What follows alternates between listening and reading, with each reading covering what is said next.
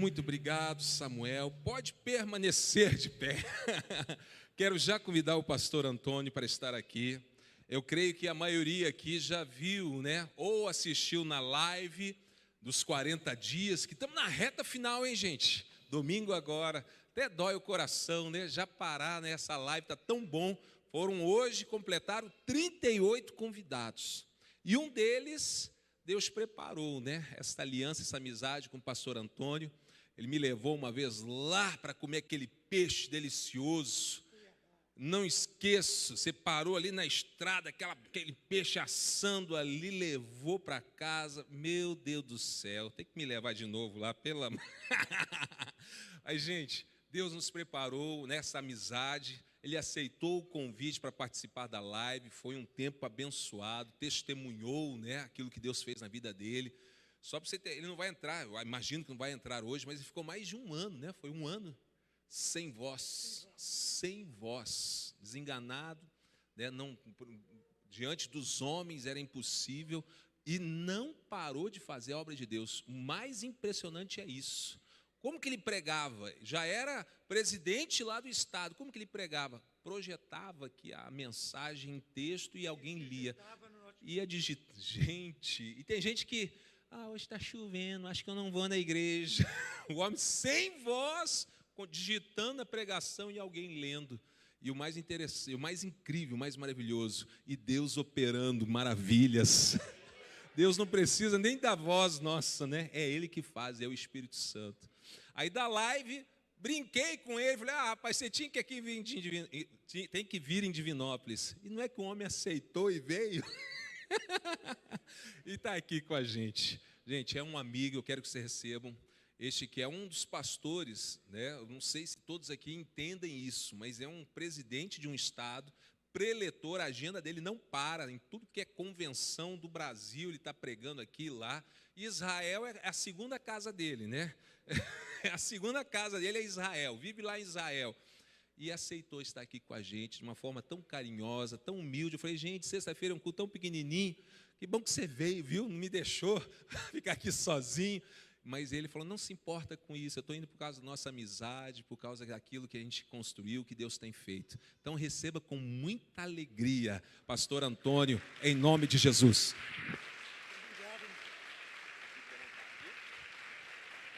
Glória a Deus.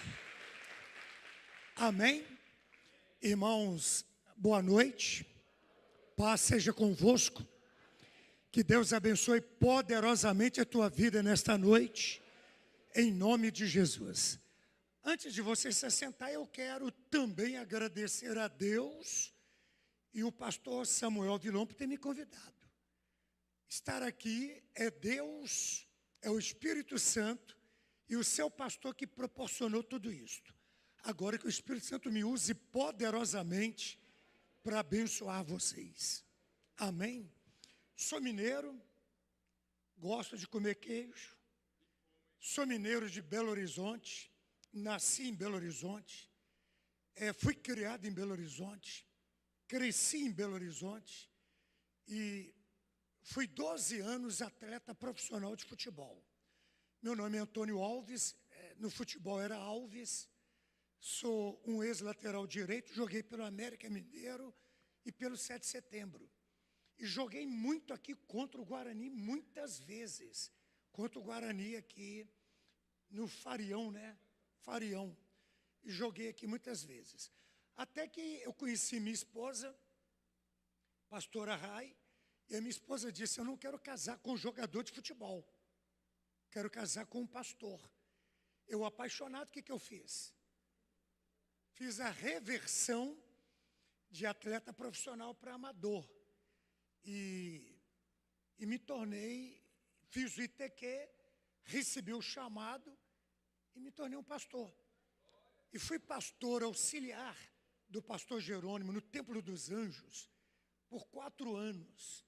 Mas batizei nas águas dia 3 de julho de 1983 com o pastor Jerônimo. Tem 40 anos que eu sirvo a Jesus Cristo. Tem 26 anos que eu estou no Mato Grosso. E o Marcelo, é pastor, né, o Marcelo? Pastor Marcelo, gente, Ele me deu um abraço ali que eu falei, meu Deus, pastor Marcelo, o pai na fé dele é o pastor Jerônimo, mas quem batizou ele nas águas fui eu. Você tem a foto do batismo?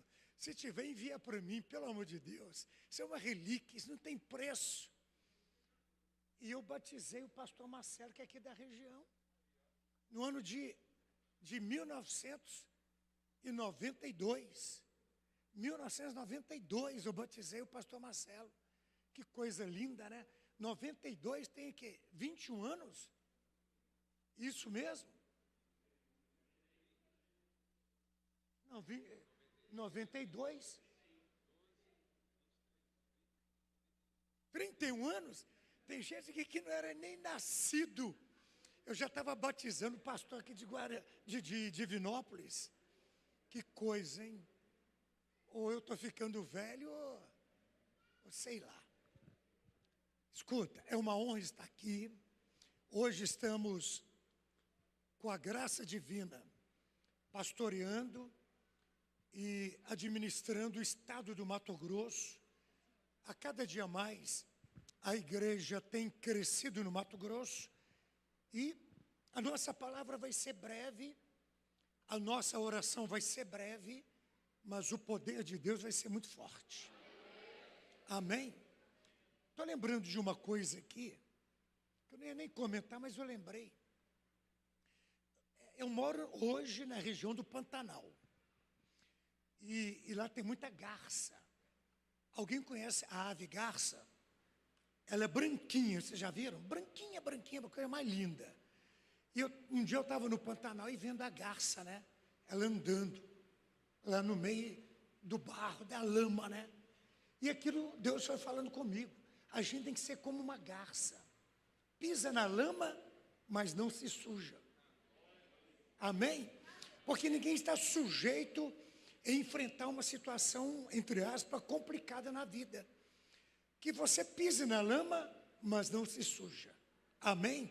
Então diga para quem está ao seu lado, seja como uma garça. Pisa na lama, mas não se suja. Você pode aplaudir a Deus mais uma vez?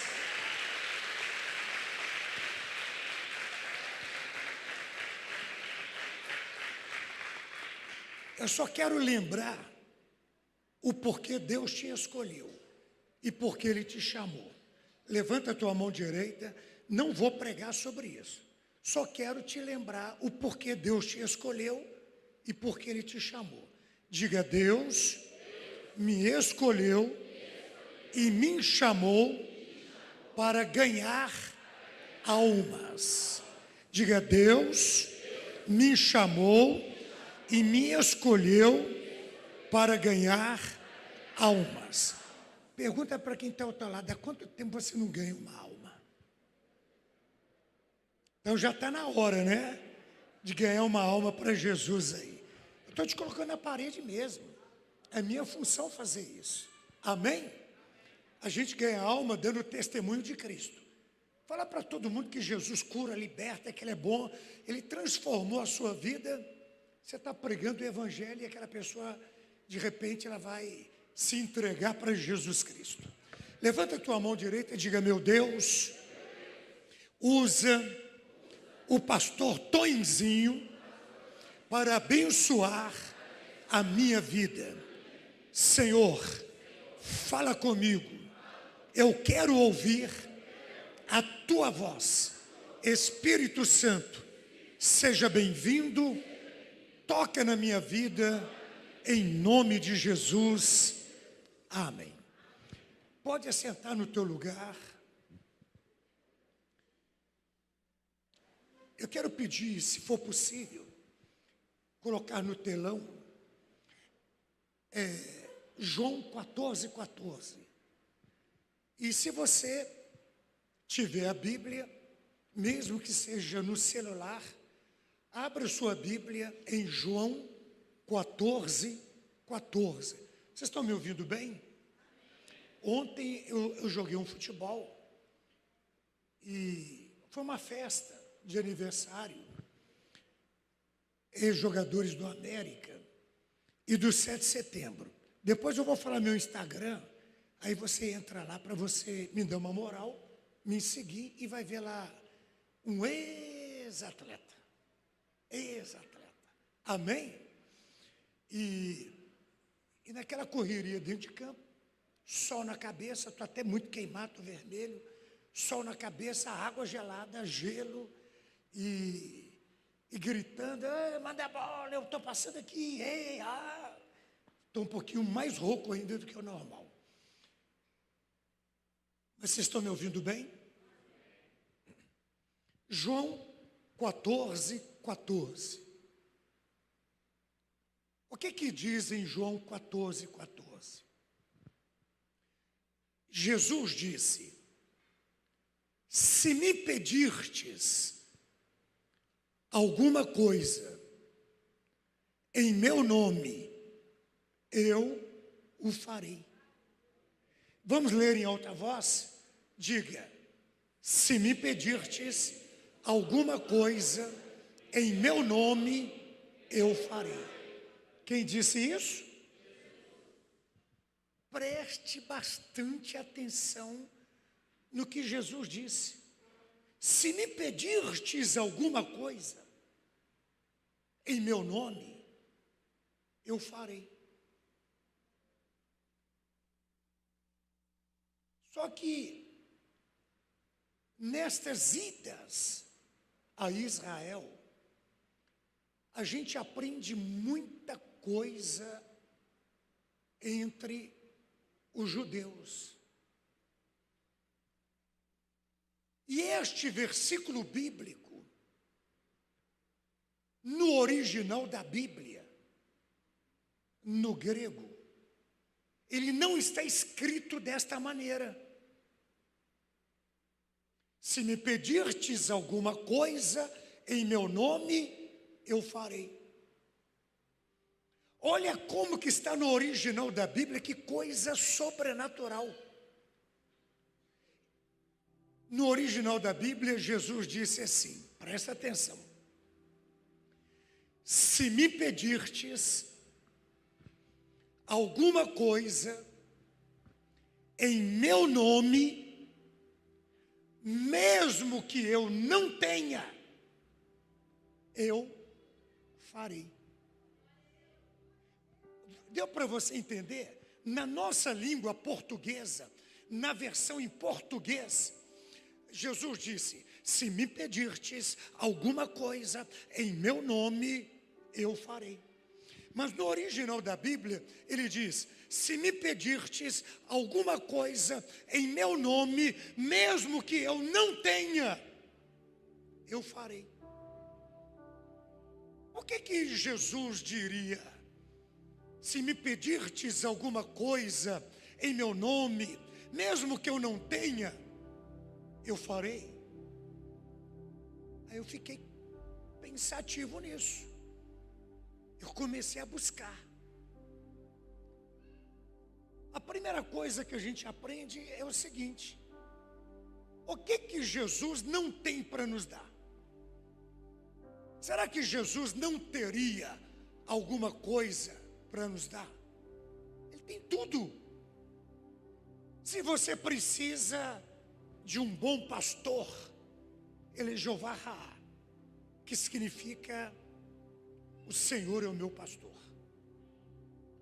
Se você precisa de prosperidade, provisão, multiplicação, ele é Jeová Jiré, o Deus provedor. Aquele que provê o que não tem e multiplica o pouco que tem. Se você precisa de paz, ele é Jeová Shalom, o Deus da paz. Se você precisa de cura divina, ele é Jeová Rafa, o Deus que cura. O que Jesus não tem para nos dar? Se você precisa de justiça, ele é Jeová Tsidkenu, Deus da justiça. Se você precisa da presença dele, ele é Jeová Samá, o Deus que está presente. O que ele não tem para nos dar? Se você precisa de vencer uma batalha, ter vitória numa guerra, ele é Jeová Sabaote, o Senhor dos exércitos, e Ele é Jeová Nissi, a bandeira da nossa vitória.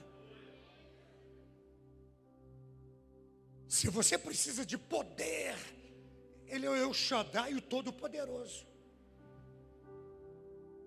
Se você quer que Ele te coloque em lugares altos, Ele é Jeová Elohim, o Deus das alturas. Ele é tudo. O que Jesus não tem para nos dar? E porque Ele disse, se me pedirtes alguma coisa em meu nome, mesmo que eu não tenha, eu farei. Você sabia que na Bíblia tem 8.000 promessas? Quantas promessas tem na Bíblia? 8.000 promessas. 5.000 no Velho Testamento e 3.000 no Novo Testamento. Inclusive, João 14:14, se me pedirtes alguma coisa, mesmo que eu não tenha, eu farei. Está no Novo Testamento e é uma das 3.000 promessas do Novo Testamento. Junto, 8.000. Então, João 14:14 é uma das 8.000 promessas que está na Bíblia. E a qualquer momento pode se cumprir na nossa vida. Diga comigo, diga João 14:14 é uma das 8.000 promessas que está na Bíblia. Olha que coisa linda que Deus me mostrou. João 14:14. Se me pedirtes alguma coisa em meu nome, mesmo que eu não tenha, eu farei. E este versículo é uma das 8.000 promessas. Deus, Ele criou o homem, a sua imagem e a sua semelhança. E liberou para o ser humano 8.000 promessas. Deus conhece o nosso coração. Deus conhece os nossos pensamentos. E Deus, conhecedor de tudo isso, Ele colocou esta promessa porque Ele sabe que o homem é complicado. A gente costuma complicar as coisas. Sabia que Deus deixa de usar muita gente porque ela complica as coisas? Deus não usa a pessoa complicada. Quanto mais você complica as coisas, menos Deus te usa. Então diga para quem está ao seu lado, descomplica as coisas, meu irmão. Deixa Deus te usar. Porque tem gente que complica demais as coisas, coloca dúvida onde não tem dúvida, interrogação onde não tem interrogação. Deus fala, não vou poder usar, é muito complicado. Por isso que um líder de grupo pequeno, ele é chamado de facilitador, não de complicador. Facilitador. Se ele facilita a palavra de Deus para que as pessoas entendam o caminho, Deus vai usá-lo. O grupo pequeno dele vai crescer.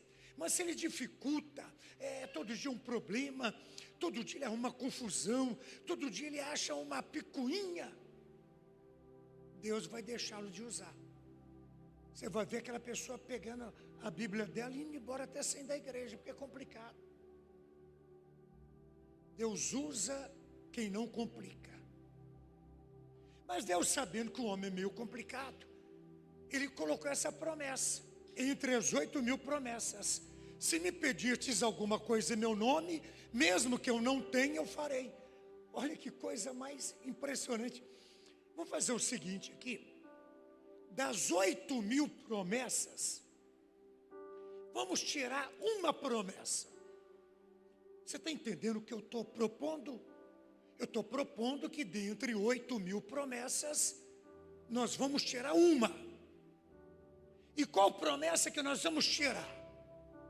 Nós vamos tirar João 14:14. Apaga no telão para mim. Tira da Bíblia João 14,14. Apaga do telão. Isto. Então suponhamos que na Bíblia não existe João 14,14. Não existe mais na Bíblia Jesus dizendo: tudo que me pedir em meu nome, mesmo que eu não tenha, eu farei. Não tem mais essa promessa. Então, se saiu uma promessa dentre 8.000, ficou quantas promessas? 7.999 promessas. Quantas promessas ficaram? 7.999 promessas. Gente, será que entre a gente aqui, entre as 7.999 promessas, não tem uma dessas 7.999 promessas que resolveria um dos nossos problemas? Será que existe alguém que chegaria diante de Deus e falaria: Deus, o Senhor liberou 7.999 promessas? 7.000, irmãos. 999 promessas. Mas nenhuma delas resolve o meu problema. Puxa, será que em 7.999 promessas não tem a cura que você precisa? Não tem a libertação que você precisa? Não tem a bênção conjugal que você precisa? Não tem a bênção sentimental que você precisa? Não tem a salvação da sua alma que você precisa? Não tem a prosperidade que você precisa? Não tem a bênção que você precisa? Não é possível. Como Deus sabe que o homem é complicado, Ele falou: eu vou fazer mais uma. Eu vou acrescentar a 8.000 promessas. E vou fazer uma que vai resolver o problema. Se entre as 7.999 promessas não tiver uma promessa que resolveria o seu problema, eu vou escrever João 14,14. Se me pedirtes alguma coisa em meu nome, mesmo que eu não tenha, mesmo que não esteja entre as 7.999 promessas, eu vou te dar. Pode dar glória, porque é forte. O nosso Deus é tremendo. Ele conhece o nosso coração. Ele liberou 7.999 promessas. E se nenhuma delas resolveu o seu problema, Ele colocou uma que vai resolver. Se me pedirtes alguma coisa em meu nome, mesmo que eu não tenha, eu vou te dar. Só que eu acabei de pregar dizendo que o que você precisa que Deus não tem para te dar. Mas eu vou te mostrar uma coisa na Bíblia, e você precisa prestar muita atenção no finalzinho, de algo que pediram para Jesus e Ele não tinha. Pediram uma coisa para Jesus e Ele não tinha. Mas como Ele prometeu que mesmo não tendo, Ele faria, Ele fez. Eu vou te mostrar agora na Bíblia uma coisa que pediram para Jesus e Ele não tinha. Mateus capítulo 17, versículo 24 em diante. Não precisa colocar no telão, deixa esse texto aqui mesmo. Eu vou contar só a história. A Bíblia diz em Mateus 17, 24 em diante, que Jesus, olha para mim, para você entender, depois você anota para ler em casa. Jesus chegou em Cafarnaum, chegou com Pedro. Quando chegaram em Cafarnaum, a Bíblia diz que Jesus foi para casa. Jesus foi para onde? Para casa. E Pedro ficou por ali na rua. E a Bíblia diz que os cobradores de impostos, de tributos, pressionaram Pedro e constrangeram Pedro. Pedro ficou constrangido porque eles começaram a pressionar Pedro, dizendo: Pedro, você e o seu mestre, você, Jesus e você e Jesus não pagam impostos? Vocês não pagam tributos a César? E Pedro não tinha dinheiro, e porque o dinheiro ficava com Judas, Judas não estava ali, e Pedro não tinha dinheiro. Pedro ficou constrangido, talvez envergonhado, e diante daquela situação em público, e ele foi para casa depois de toda aquela cobrança. E Pedro, quando ele chega em casa, já abre a porta meio constrangido, envergonhado, se sentindo humilhado, assustado, fecha a porta e dá de cara com Jesus. Jesus é um profeta verdadeiro. Como profeta, Jesus já tinha feito toda a leitura do que tinha acontecido. Jesus olha para Pedro e fala: Pedro, de quem os reis cobram os tributos? Dos seus filhos ou dos alheios? Pedro disse: dos alheios. Jesus disse: então os filhos não pagam imposto. Esta era a resposta que Pedro tinha que dar para os publicanos, os cobradores de impostos. Por quê? Teologicamente, segundo a história bíblica, o rei Davi matou Golias, e aquele que derrubasse Golias, ele e toda a sua descendência para o resto da vida estariam isentos dos pagamentos de impostos. Pedro era judeu, Jesus também judeu. Então eles não precisavam pagar impostos, eles são filhos. Só que Jesus disse: mas para que não venhamos escandalizar, Pedro pega o seu anzol, vá ao mar da Galileia. Gente, da cidade de Cafarnaum ao mar da Galileia são 100 metros de distância. 100 metros. E Pedro pegou o anzol, foi pescar. Quando ele pesca o primeiro peixe, ele abre a boca do peixe, e o dinheiro estava na boca do peixe. Eu vou te revelar uma coisa, eu preciso da sua atenção. Por que Jesus mandou Pedro pescar? Diga para mim, por que Jesus mandou Pedro pescar? Suponhamos que Pedro não fosse pescador. A profissão de Pedro era pescador. Por isso Jesus mandou ele pescar. Mas suponhamos que Pedro não fosse pescador. Suponhamos que ele fosse marceneiro. Jesus ia dizer para ele: olha, Pedro, pega uma madeira, serra a madeira, e na hora que você serrar a madeira, o dinheiro vai estar dentro da madeira. Se Pedro fosse marceneiro, Jesus iria dizer: Pedro, pega uma barra de ferro, serra aquele ferro, porque o dinheiro vai estar dentro da barra de ferro.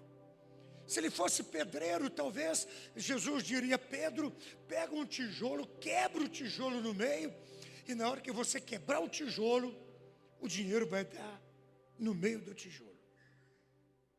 Então por que ele mandou Pedro pescar? Ali tratava de um assunto de pagamento de impostos. Precisava de dinheiro. Não tinha dinheiro. Jesus prometeu que mesmo não tendo, daria. Porque quando Pedro chega em casa e Pedro fala: Jesus, eu tenho que pagar os impostos e eu não tenho dinheiro. Jesus também disse: eu também não tenho. Mas somos filhos. Os alheios é que pagam os impostos. Mas para não escandalizar, vai pescar. Então, na verdade, Jesus estava dizendo: dinheiro não cai do céu. Mas a prosperidade do seu dinheiro vem do céu. Eu vou repetir para você entender. Dinheiro não vem do céu, não cai do céu. Mas a bênção da sua prosperidade vem dos céus. Então, na verdade, quando ele disse, Pedro, então vai pescar. O que Pedro sabia fazer? Pescar, era a profissão dele. Então Jesus estava dizendo, Pedro, vai trabalhar. E do seu trabalho nós vamos pagar o imposto. Pegou a visão? Deu para você entender? E ele foi pescar. Quando ele pescou o primeiro peixe, já veio o dinheiro na boca do peixe. A promessa se cumpriu mesmo não tendo. Mas, dormindo, de barriga para cima, perna para cima, assistindo televisão? Não, trabalhando. Então não importa o seu trabalho hoje, o que você faz, se você ganha pouco, se você ganha muito, o que importa é que você precisa trabalhar com uma bênção divina. Porque essa bênção divina é que vai fazer o seu pouco multiplicar, que vai prover o que não tem. Ninguém prospera sem trabalhar. Então Jesus disse, vai pescar, vai trabalhar, vai fazer o que você sabe como profissão. E exerce a sua profissão agora. E através da sua profissão, você vai prosperar, vai ter o dinheiro e paga o imposto para mim e para você. Diga, a minha função é trabalhar. A função de Jesus é abençoar o meu trabalho. Se eu tenho a bênção e eu trabalho, eu tenho que prosperar. Você pegou a visão? Então, porque Jesus, se ele quisesse, ele fazia assim, ó, estalava o dedo, o dinheiro aparecia.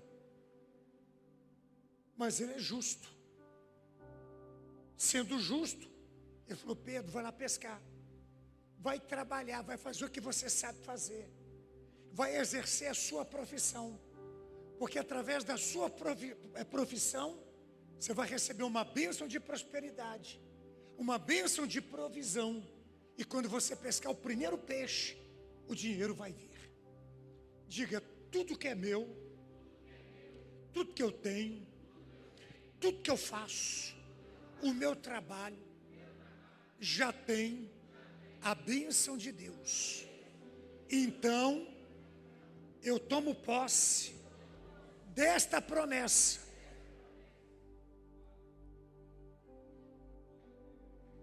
Eu trabalho e a mão de Deus me faz prosperar. Eu trabalho e a mão de Deus me faz prosperar. Você pegou essa palavra? Olha que promessa poderosa. Se me pedirtes alguma coisa em meu nome, mesmo que eu não tenha, eu vou te dar. Se não tiver o que você precisa, entre as 7.999 promessas, eu vou colocar uma promessa que diz, o que você me pedir, se não tiver entre as 7.000, eu vou providenciar através de uma promessa. Através de uma promessa, eu vou cumprir o que você precisa. Mas você precisa trabalhar. Você precisa crer, você precisa descruzar o braço, você precisa parar de murmurar, achando que a bênção que você precisa vai vir como uma chuva que vem do céu. Você precisa correr atrás, acordar cedo, trabalhar, não murmurar, não desistir da vida. E automaticamente, no meio do caminho, no decorrer da sua vida, a qualquer momento, a bênção que você precisa, em todas as áreas da sua vida, vai acontecer automaticamente. Diga, o meu milagre acontece no caminho da vida. É mais ou menos assim. Pastor, ora por mim, eu tenho um problema de fígado e ora por mim, para o meu fígado ser curado. A gente ora e talvez no outro dia você acorda com aquela dor. Puxa, será que o pastor orou e não deu certo? É isso que o diabo quer que você faça. Mas não faça isso, não murmura. Eu tomo posse da minha cura. Está doendo hoje, mas eu tomo posse. E vai viver a sua vida, vai trabalhar, vai fazer o que você tem que fazer. Porque é no caminho que o milagre acontece. Diga, é no caminho da vida que o meu milagre vai acontecer. O que Jesus não tem para te dar? Diga, Jesus é tudo que eu preciso. Você pode aplaudir o Senhor Jesus? Você pode dar um glória a Deus? Esta é a palavra bíblica que eu tenho para plantar como semente no seu coração nesta noite. Lembra disso.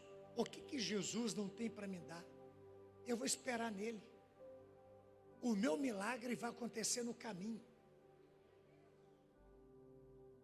E eu quero agora fazer uma oração por você. Eu quero fazer uma oração de cura divina. Jesus, ele cura as nossas enfermidades.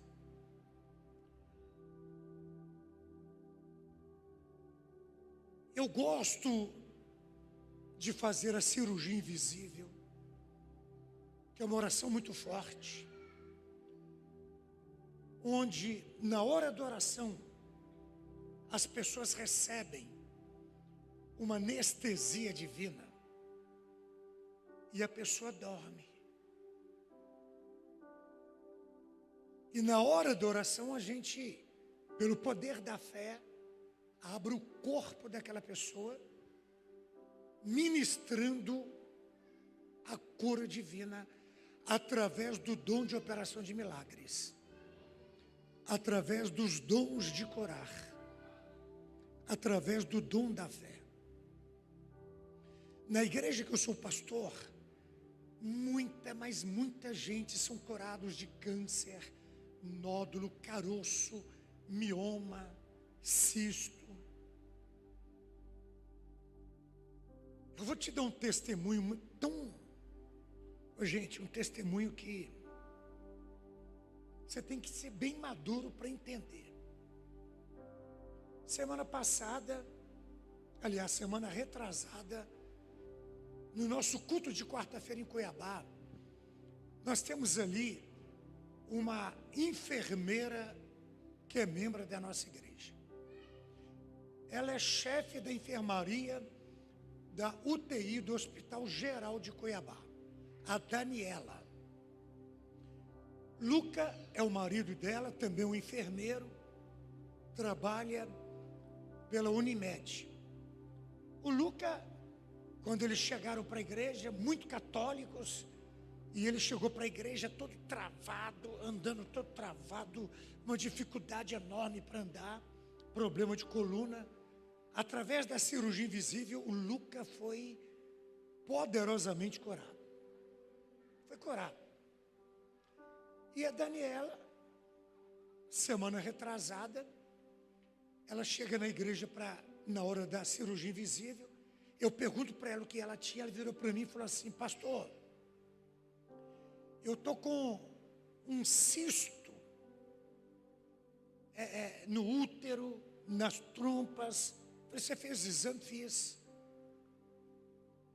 É a chefe de enfermaria do hospital, no setor da UTI do Hospital Geral de Cuiabá. Olha para você ver. E diz que estava com cisto, tumores, nódulos nos ovários e no útero. E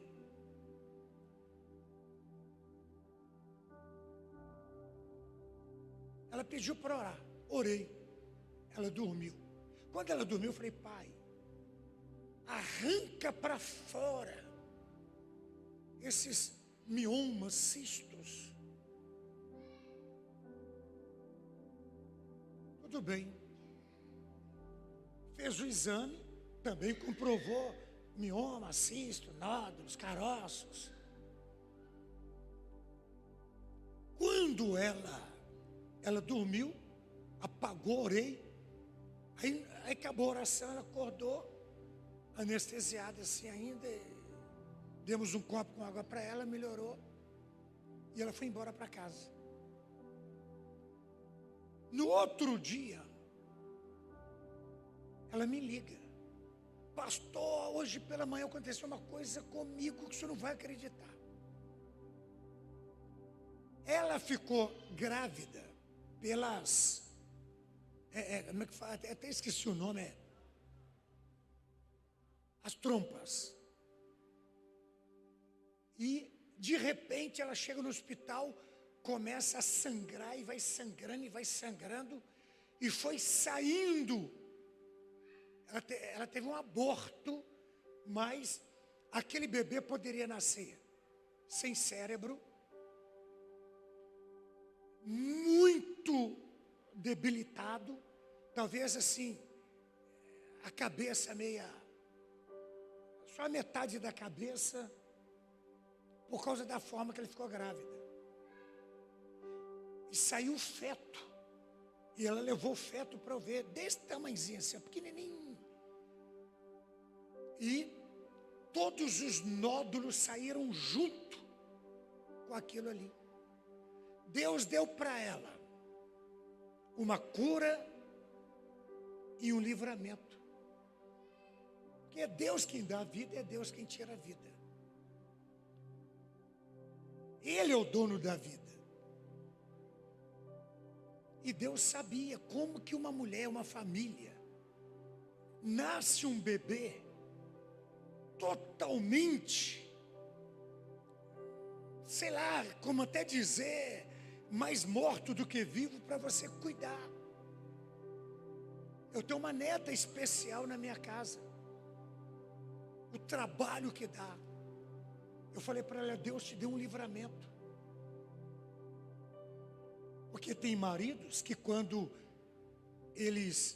casal tem um filho, e nasce um menino autista, com uma pequena deficiência, às vezes muitos não aguentam, e abandonam lá e vai embora. E deixa com a mãe o menino, como aconteceu com a minha neta.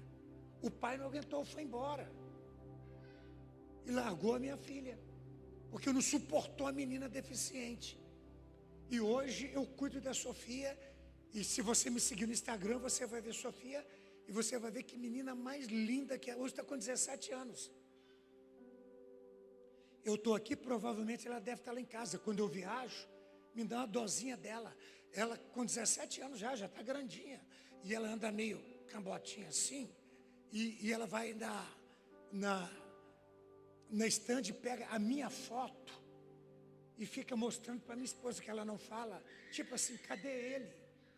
Cadê ele? Aí minha esposa tem que levar ela no quarto, no banheiro, abrir as portas dos guarda-roupa, para ver que eu não estou escondido no guarda-roupa, e ela olha tudo, e quando ela vê que eu não estou lá, ela fica tristinha, e deita no sofá, abraça a minha foto, fica lá tristinha. Aí minha esposa fala, vem embora logo, porque é muito sofrido isso.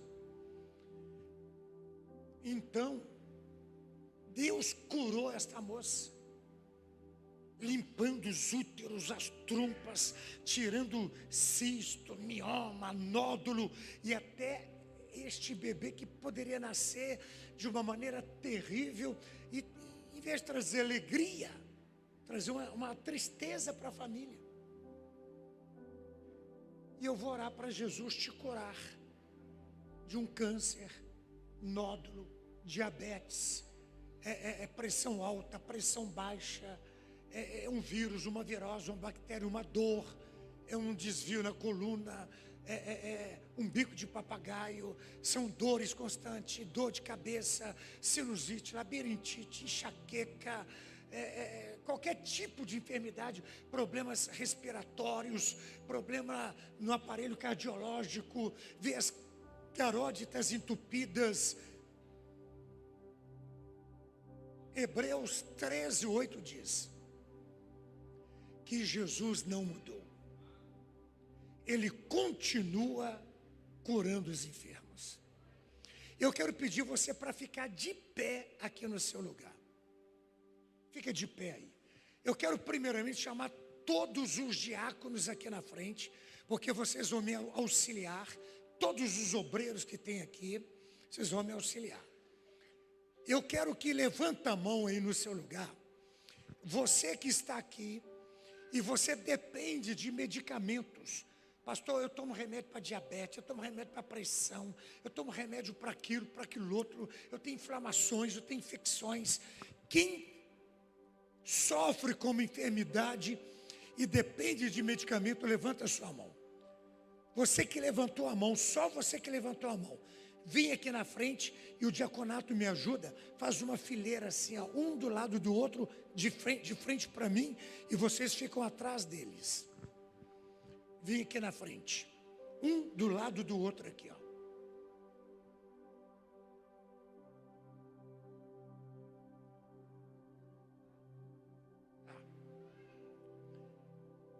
Um do lado do outro. Você que vai receber a oração. Atrás dessa pessoa fica um obreiro. A senhora vai receber a oração? A senhora, vem um pouquinho mais para frente, fica aqui do lado, pode abrir um pouquinho mais. Escuta, vocês que estão aqui na frente, eu vou descer aí para conversar com vocês. Mas eu quero primeiro te explicar uma coisa. Eu vou orar para vocês dormirem. Eu vou orar para vocês o quê? Dormirem. Eu vou orar para o Espírito Santo colocar em vocês uma anestesia. E vocês dormirem. Isso não é demônio, não é possessão demoníaca. É um dom. É uma unção. Outra coisa.